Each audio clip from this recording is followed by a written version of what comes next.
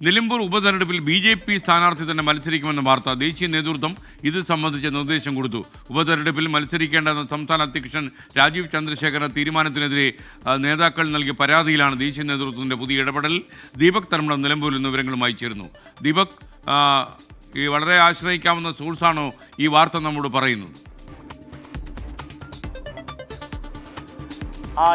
ഈ രാജീവ് ചന്ദ്രശേഖരൻ BJP നിലമ്പൂരിൽ മത്സരിക്കേണ്ടതില്ല എന്ന നിലപാടെടുത്തു. ആ നിലപാടിൽ BJPയുടെ നേതാക്കൾക്കിടയിൽ വലിയ രീതിയിൽ പ്രതിഷേധം വന്നു.